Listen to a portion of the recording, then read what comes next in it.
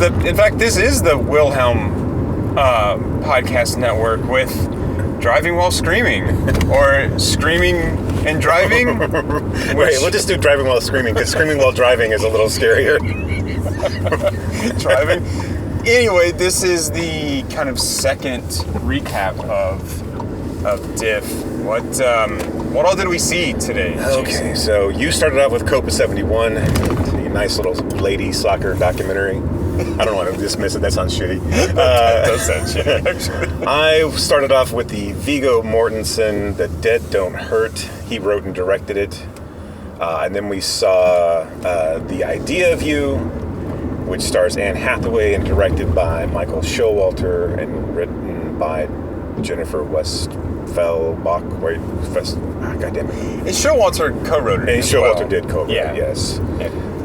Produced by Gabrielle Union, weirdly enough. Well, good for her. And then we ended the night with the A24 soon-to-be sensation, probably, maybe. I don't know. It'll be talked about for sure. Yeah. I saw The TV Glow by Jane Schoenbaum, who previously had done a movie we talked about right on the podcast. Didn't we talk about? We mentioned it. I don't know if we actually dug into it, but we're all going to the World's Fair, which was on Shudder, and it's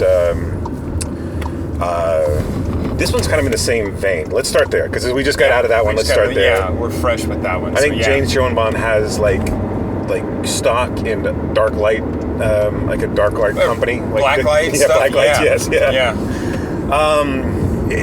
I don't know how to describe. Okay, two teenagers are watching this television show that's on a faux Nickelodeon. It's kind of like a Goosebumps but scarier, and they are teens that are they're outsiders, right? Yes, right. I mean, they're outsiders. They are loners. They are.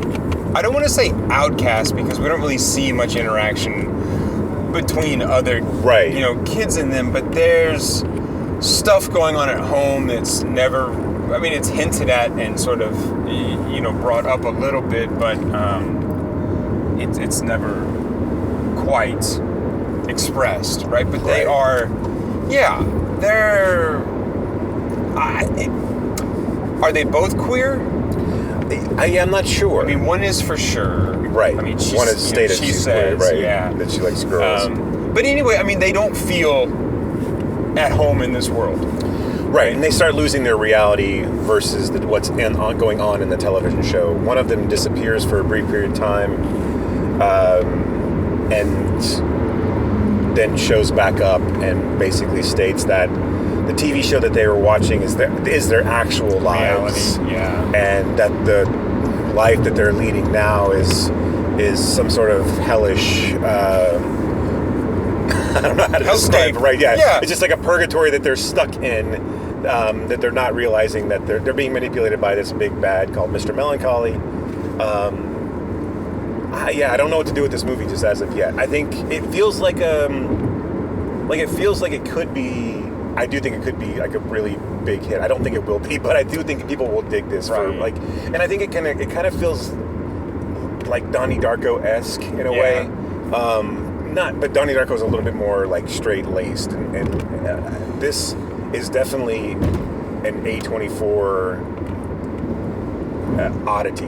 This is so there's you're not going to walk away with I understand this a clear picture of right. This went them from point A to point B, and it's and then now we're at the end, and this is clearly this all makes sense. Right. I was really surprised how it ended. I did not expect it to end there. I mean, me either. In fact, in my head, as we're watching, I'm like, I was like, it'd be weird if it ended right here, and then it ended right where, right where I was like, oh, well, that's okay. Yeah, I mean, I feel like this is, it's a movie about. Well, I feel like it's kind of about a movie about people who can't find their place, and want to find a different reality, and I don't know, sometimes find solace in other things. I mean, I think as we all do, right? Right. Whether that's creative endeavors, movies, books, whatever. But it's more interesting to live in that world than it is their own. Yeah, and I think, you see solitude in both of them, right? But specifically the main character, where, like, his world is full of people who, once his mom passes away, do not interact with him. Like, no one talks to him. Right. And so and there's even most of the scenes, there's no one around. You see the world going on, but a lot of times you don't see anybody else in that world, right? It's all very surreal. The real confusing parts are like when he starts to lose grip with reality. When she comes back and he's starting to lose grip, and like his head's stuck in the television set for a minute, and he starts puking up Luna juice, or like TV signals.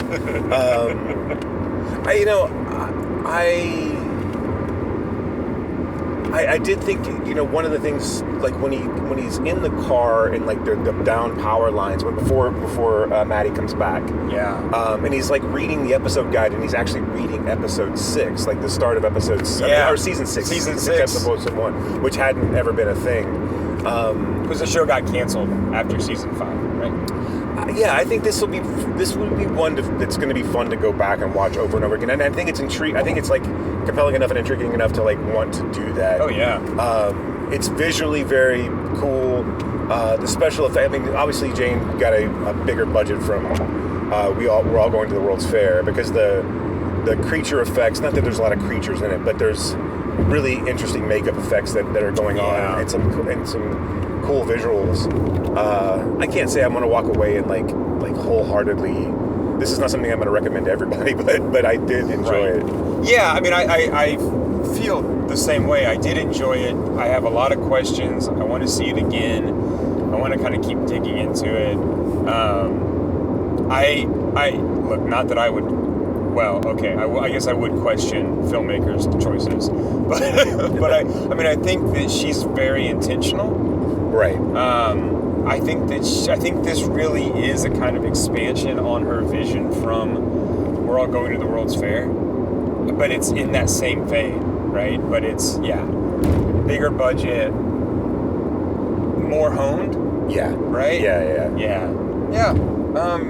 Really, I think it's going to be interesting to follow the discourse around this film too. And they seem to be wanting to push it, right? I mean, it seems like it's going to get a decent release. Yeah. And so I wonder what and I think it's PG-13, so I think it'll capture a lot of the youthful audience that A24 is not normally going to get, and that horror in that PG-13. Like, I think it'll have I think it has a potential to have like a really huge opening weekend kind of thing. The advertisements are like, I would imagine people are going to want to go see it, and it's like I said, it's going to reach a larger audience than most A24 films. I can't think of an A24 film that, besides Marcel, that would have been anything other than rated R. Yeah. Right. I guess that's. Well, I mean, wasn't Uncut Gems going to get a PG? Yes. Yeah. Yes. Until they hired Julia Fox, and then it was. Anything she's in, it's definitely going to be rated R. Just because. Just because, right, yeah. That's like a new line. It's like language, sex, violence, Julia Fox. Yeah. Yes, yeah. Some mildly disturbing images and Julia Fox. Yeah, Julia Fox. Partial nudity, Julia Fox. All right, so let's... Well, let's save the thought of you, the idea of you for last. Right. Go ahead and give us like a rundown of Hidalgo Part 2. Look, I feel like Viggo's a soulful guy, right? I mean, I feel like he has good intentions. But, all right, so... We all saw Captain Fantastic. What was that movie? Something like that. Yeah, I can't remember now. But, I think that's it, right? Yeah, something like that, yeah. But... Okay, so it's a Western set in Civil War era U.S. It starts off with Viggo Mortensen's the sheriff of this small California town, and there's mining that's going to go on. This is post Civil War in this instance, and there's post Civil War, and there's miners coming into town. And so he's the sheriff, and his wife has just passed away, and there's been a violent incident in town. it's really, it bounces back and forth moments times. And all that happens, his wife passes away, and then immediately you jump to a young version of his wife. And the only reason you kind of pick this up is that you understand. So, like, her life has been kind of marred by the men in her life going off to war. Okay. And so she's a young French girl who's, you know, immigrated into the... well, she was born in the United States. And this is Vicky Krieps. Yes. Right? Yes. And she's great in it. Actually, everyone's really good in it. And Vicky Krieps is good no matter what. Always. Right. Always. She does no wrong. So you see her as a young girl, and her father gets killed by the British and the French. So, and she's raised by a mother, and then she is in California, kind of like seeing this Englishman, and then she comes across. This is like later on, obviously. You see her as a young girl, you see her as a young woman, and then you kind of see the courtship between her and Vigo, as he's an ex-soldier, and they start this life together in California, kind of just trying to be peaceful and like do their own thing. And he decides to go join the Union forces to fight against slavery. It's a really kind of a one-off, tossed-off line. Like, we all got to fight against slavery because it's bad. Gotcha. And of course, I say that like I disagree with that sentiment, and that's obviously not the case. Say like, wow. It's just a weird, like, it's like a weird, like, we're gonna give, because Vigo's like, I need to see this through. Like, and she's like, you're a bastard. Like, you're selfish. You're too old to fight. Like, why are you leaving me? Right. And so he goes off to fight.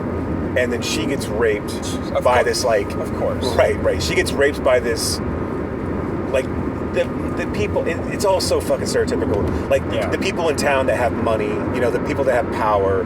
One of the sons is a wild-ass drunk and ornery, and, you know, he's like that... He's a bad seed. So he goes and rapes Vivian... And she has a child, and so when Vigo comes back, he's like, hey, why did you have that? And she's like, well, I got raped, and he like storms up and is gonna go kill the guy, and she's like, well, no, he's already gone. He left town. Don't worry about it. You can't do anything about it. It's all really like. It's all well put together, but at the end of it, you're just kind of like, all right, what the fuck did I watch? I mean, like, why am I watching this? Like, I mean, I guess, look, I think there are going to be people who, like, if you like Yellowstone, I think you're going to love this, right? I mean, like, and not that there's cursing or, like, it's really that action-packed, but, I mean, it's not terrible to watch, but, like, you kind of expect there's a big confrontation between Vigo and the bad guy at the end, and there is a little bit of one, but ultimately, like...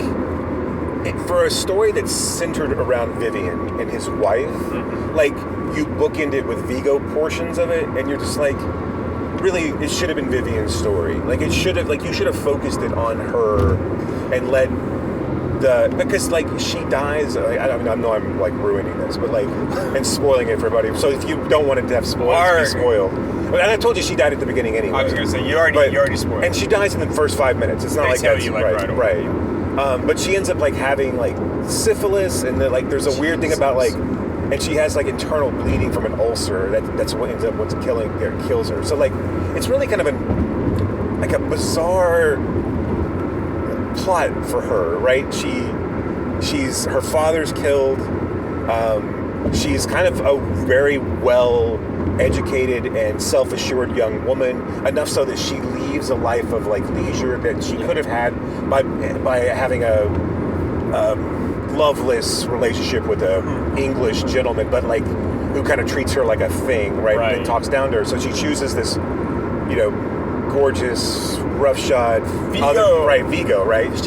She chooses Aragon to live a quiet life of solitude with, who then he leaves her, and she, like, makes a home. Like, she makes a whole home. She has this baby by herself, and she's like a florist, and she, like, in this barren desert of a California land, she, like, makes she has a flower bed, and she plants trees, and, like, so he comes back into this beautiful house, and then, you know, she has to deal with, like, him coming back and having that heartbreak of her having a son, and then of course then she dies. And then we get, the Vigo redemption. It's a weird fucking movie, man. Yeah. It is a weird movie. It sounds... And it's a weird title, like The Dead Don't Hurt. It's such a bizarre, they say at one time, he's hunting with his kid, and or it's not his kid, but it's right. These things, and so they shoot some quail or birds. I don't know if they were quail or not, and I don't know my birds, They were had feathers. They looked bigger than quail, but who the hell knows? And grouse? anyway, Were they grouse? They might have been or grouse. Grouse smaller than quail. I don't know. And the kid's because the kid could see a blood spot on the bird, and he's like, "Does it hurt?" And Vigo's like, "The dead don't hurt." And I'm like, "Oh, okay, that's the thing that that's the time." It doesn't make any black. It doesn't make any sense. Like, what the fuck does? Because they better hurt before. Because Vivian's the only one who's dead. Right. So I don't understand what the fuck. What did that mean? Vivian had a lot of hurt. She had to she had to see her father die, and and she's had to see her husband choose war over her. Then she gets raped, and throughout the entire time she has agency. She's a powerful woman, and she's raising a child on the West on her own. Right. And the dead don't hurt. So anyway, I bet people will love this movie when it comes out. I really do. I think people were like, "Oh yeah, this is kick-ass, and it's Vigo, and he's got a beard, and he's just like Hidalgo." It's just like Hidalgo too. He'll do go. But yes, that's what I saw. Vicky Crips. It's long. It's 129 minutes long. Yeah. So it's overly long. Right. For what it is, for what's going on. But All right. Well, look, a better story. Well, no, actually, it's not a better story about women. But Copa 71 is a documentary about something that I didn't know existed and a lot of people didn't know existed. And that was the first Women's World Cup in 1971. Did you know that? I did not. Yeah, I didn't either. You know who else didn't know? Brandi Chastain. Really? Who's a two-time World Cup winner, right? And one of the 99ers. U.S. soccer star. And that's kind of the framing device of this documentary, is that they kind of open up with this Brandi Chastain. Hi, Brandi. Do you know why you're here? Yeah, I'm here to talk about soccer. I'm here to talk about the first World Cup in 1991. And they're like, "You're wrong. The first World Cup was 1971." And she's like, "Fuck off." What? Anyway, the footage for this, basically the story's been kept buried, and the footage didn't resurface until 50 years after. Huh. So, the documentary has, archival footage in it, but it wasn't, they didn't find it until, just a few years ago. So, the story is, it starts with kind of, they talk to, survivors from the teams who played in this original World Cup, which was Mexico, Argentina, Denmark, France, England. There's one more. Italy. Italy. Thank you. Yes, Italy. Wow. Yes. So they talked to women who were still alive and played on that team or played on those teams, and these were all women who, grew up playing football in the streets or playing football in the park against their father's wishes and against kind of society's convention. We've all seen Bend It Like Beckham. It's fine. Right. But but a lot of these. So in England, for example, the Football Association, in 1920 something, banned all women from playing football. But they had been playing up until then in organized events. It's in the early 1900s, they were playing. And the men's clubs would have women's teams until doctors were like, well, you might hurt your breast, or you might hurt your womb. Your uterus might fall out. Yeah, so you can't play. So, time passes and stuff, women start playing again and they start organizing stuff. And look, the 1970 Men's World Cup in Mexico City was huge and popular, and it was just fantastic. And so, in a way to sort of make more money, some people got together and said, what if we did a Women's World Cup, right, in the same city? And we'll just do it the next year and So they got like a Martini Rossi to sponsor it. But then FIFA was like, we don't like this idea, and you can't use any stadium, associated with FIFA. So they had to play in. So they've been corrupt forever then. Yeah. Oh yes, exactly. Right. Yeah. No, I mean just like terrible, like forever. And so they had to play in the two biggest stadiums in Mexico. One is Azteca, and then one is Jalisco, I think, in Guadalajara. So the final sold out Azteca, which is 110,000 people. Yeah. You're talking 6 teams, right? And I mean, even though Mexico was in the final, they lost to Denmark. Spoiler, if you didn't know. But and they came. All these women came to Mexico City as celebrities. Like they were just, everyone loved them, right? Signing autographs, taking pictures. The England team lost and got knocked out of the tournament, but they stayed until the final, and people would bring them in to open up their restaurants or open up hotels or just be there for an event. So crazy. But of course, then when the Women's World Cup was over, everyone just forgot about them. They went back and the English FA said, well, you can't play anymore, right? Nobody met them at the airport. It was just all of these teams, they went back home and they were just dismissed and forgotten. So regardless of the fact that they were playing beautiful football, that people were into it, that people were watching on TV, and they made a ton of money. Well, the women didn't get paid, right? But the sponsors made a ton of money. They were just like, yeah, that's enough. Okay, bye-bye. We did it, all right. So, it's amazing to think about.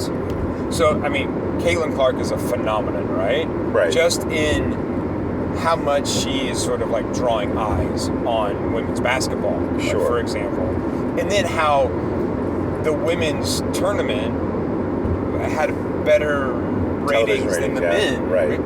But think about if they had built on that 71 World Cup that FIFA still doesn't recognize, what women's sports could be now. Yeah.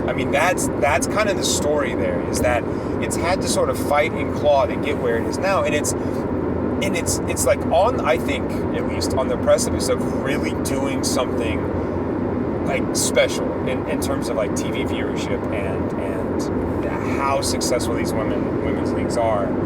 But man, it could have been this way a long time ago. Right. And I don't know, but it was a really interesting and well put together documentary. Right. Was it really medical reasons? Like they would hurt your breasts and Well, they're not real. No, I understand. But but that's what the doctor said. Yes. Right. That's what I mean. Yeah. It's I didn't think. Oh well, okay, that makes sense. this is not good for the female body. They shouldn't take so much stress. Right. Yeah. The running is going to hurt them.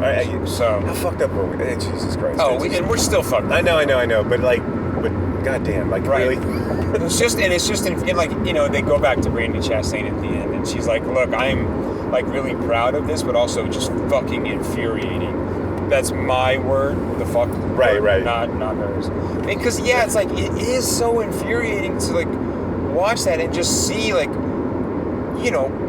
rich white men basically tell women what they can and can't do, or decide just another way to hang on to power and kind of keep people down. And to see it as a threat, even admit that. It's just 100%. Yeah, so weird. Anyway, cool. check it out. Okay, so let's get to the final film of our talk. The final film of the drive home. The very idea, which is not the idea of you, starring, which was also quoted in the film. Yes. Starring Anne Hathaway and the quarterback from Bottoms. Jeff, right? Was it Jeff? Yes, Jeff. So Anne Hathaway stars as this divorcee of a young 16-year-old daughter who's on her way to Coachella because her father bought her VIP backstage passes to see the boy band August Moon. But now that her father's kind of out of touch And this is clearly a tete-a-tete, right? Like from on the father's part. I'm like, look what I can do for the daughter, but has no idea that she doesn't even like this band anymore. Right.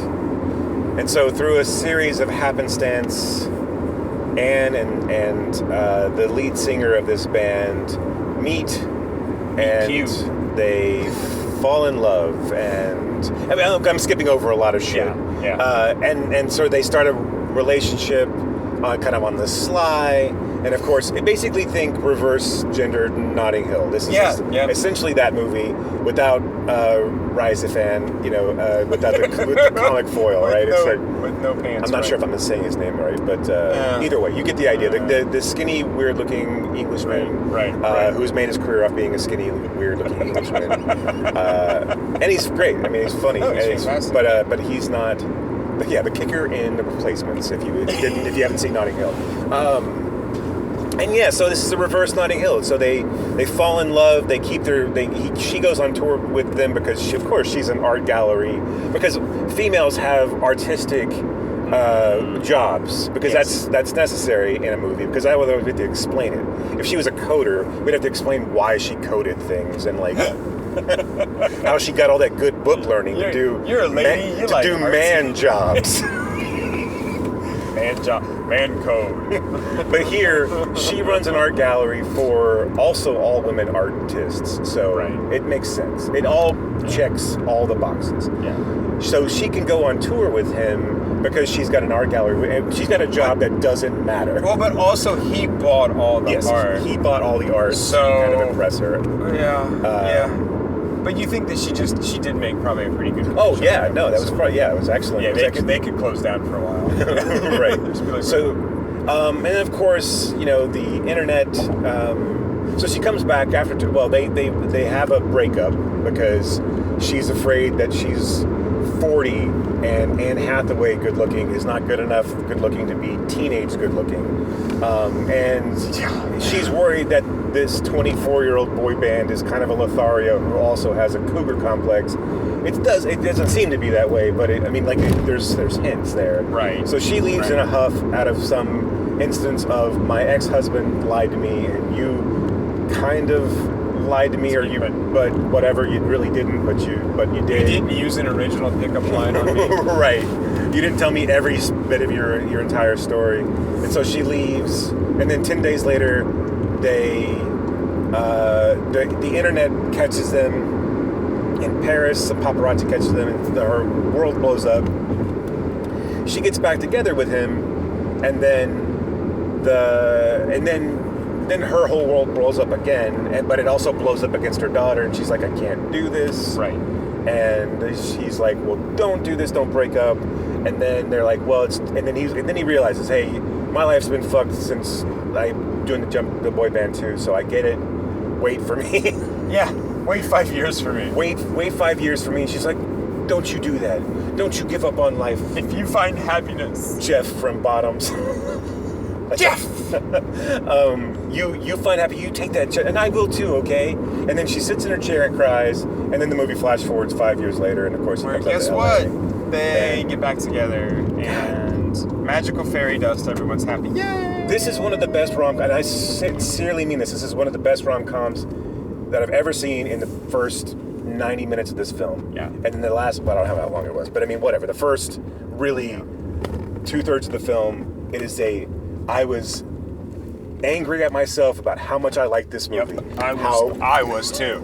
How good the beats were. There were a few things that were annoying that I could completely ignore. Yep. The beats were good. The relationship was like mature and not cloying. Right. And it was intelligent, and like the leads are gorgeous, and the relationship seemed realistic. There was a lot of like sex positivity. Yeah. And and then they fucking blew it. They just fucking shit the bed. The ending's terrible. It didn't have to be that way. And look, we can call the daughter the villain in this story. Yeah. Because here's the thing.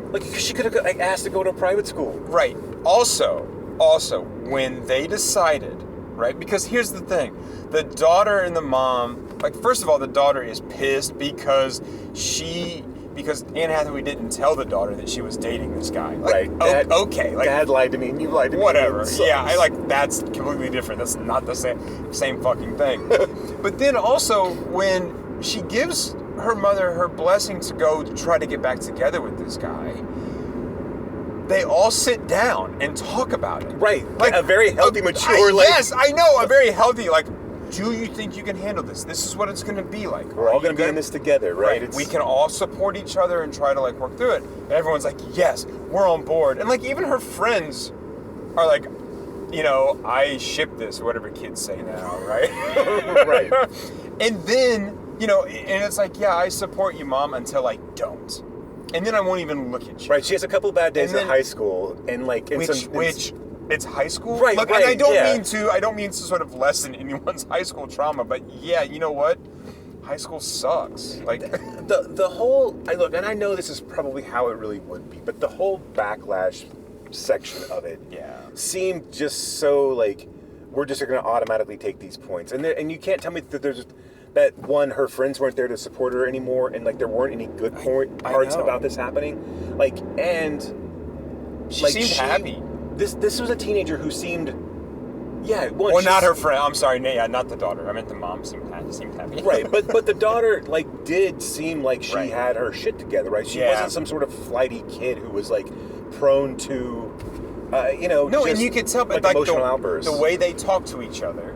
Like the way that Anne Hathaway like would send her off into the world, which was kind of like, look, go ahead and mess up, have fun, get in trouble, but just be careful. Be careful of the kind of trouble that you get into, which I think is good, right? Like, yeah, you're a kid. You're gonna mess up, you're gonna get in trouble, but just like not trouble, right? So this movie, like you said, I turned to Brock at the end. I was like, well, it just lost me. Yeah. But so the movie, like, I think the words were, God damn it almost had me. Right, yes,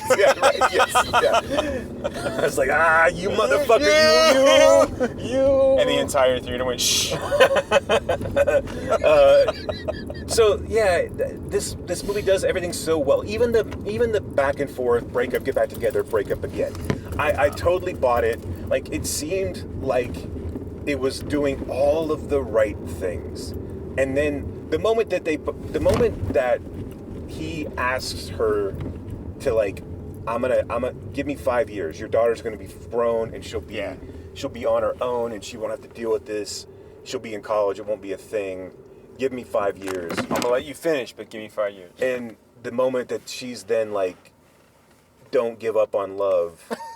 Like, don't. And it's so heavy-handed and like ridiculous to even say that in that.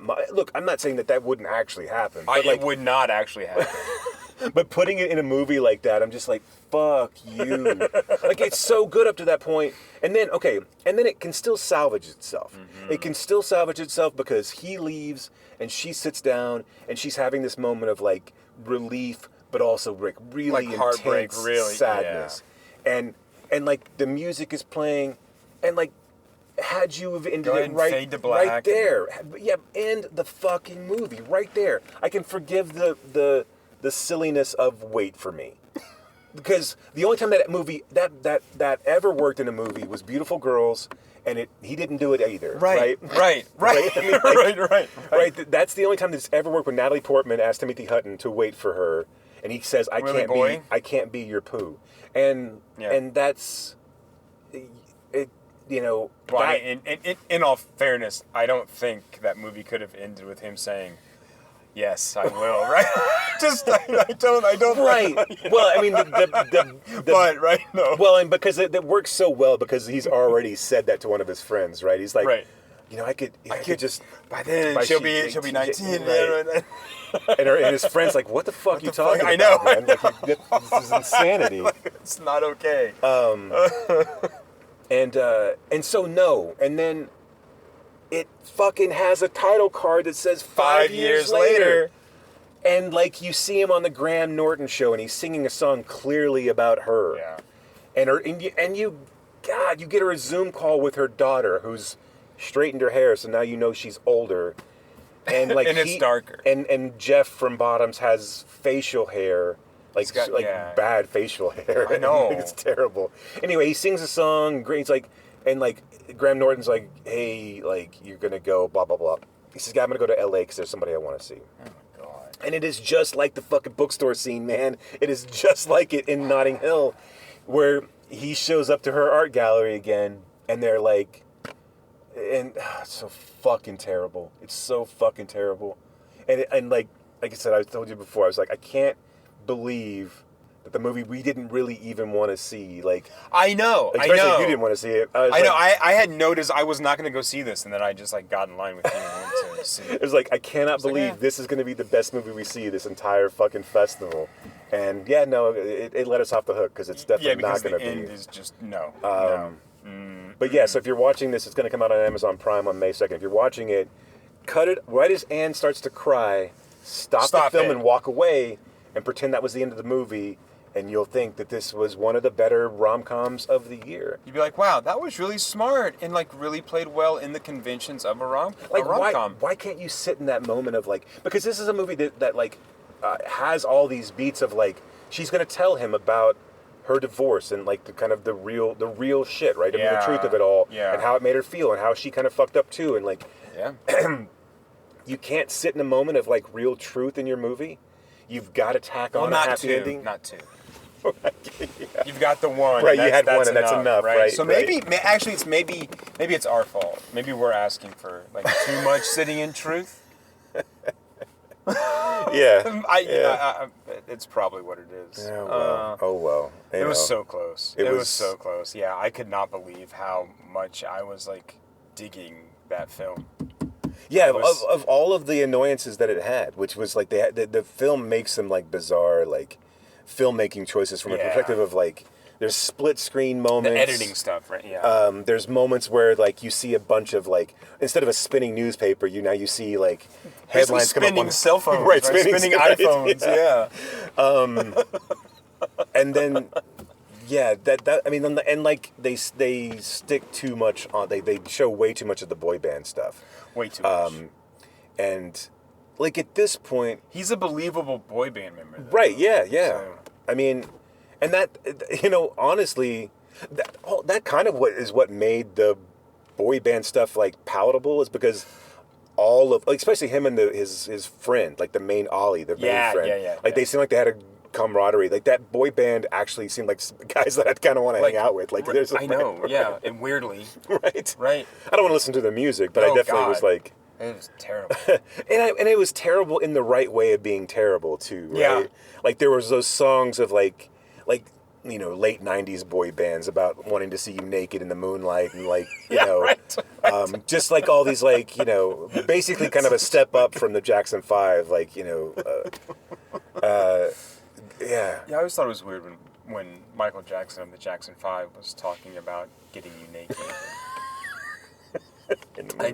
in the moonlight. Or just in any light. But it was, weird. So that was day 2. Do you think better class of films today overall?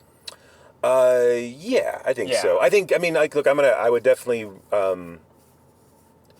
I mean, of the 3 that I saw, like I definitely dug 1.75 of them, and I didn't hate the first one. I was just like confused by it all, and I don't think that like this is like when they talked about The Dead Don't Hurt.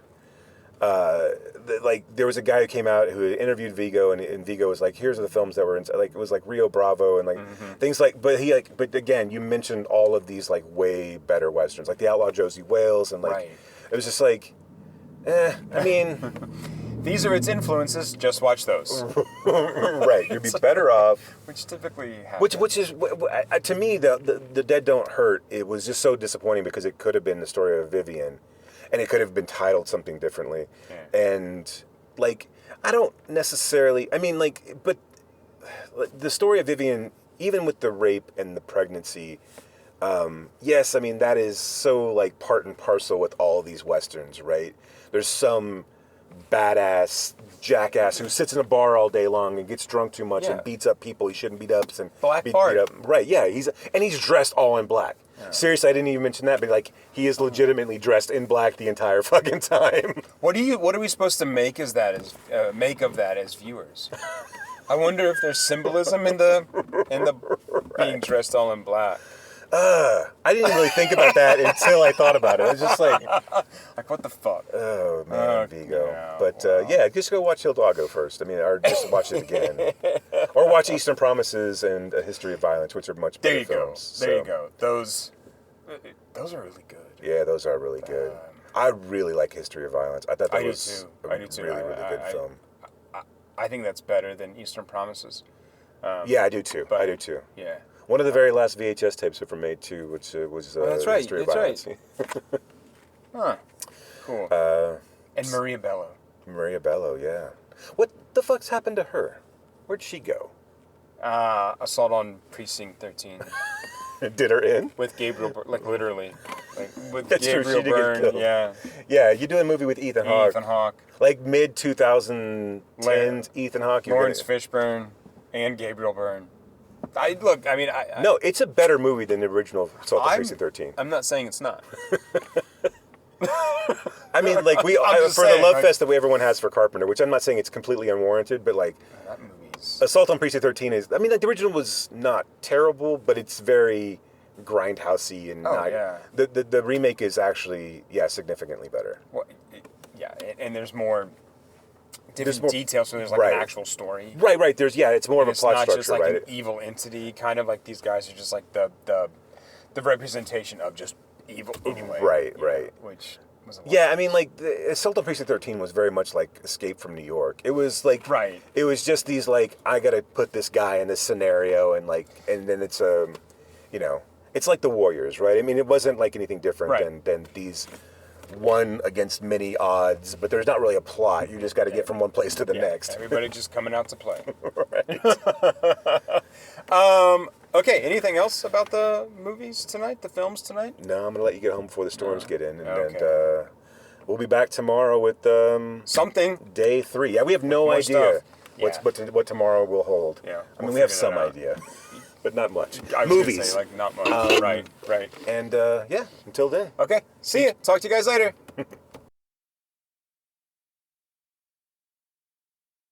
You have been listening to Why Does the Wilhelm Scream with your hosts, Brock and Jason.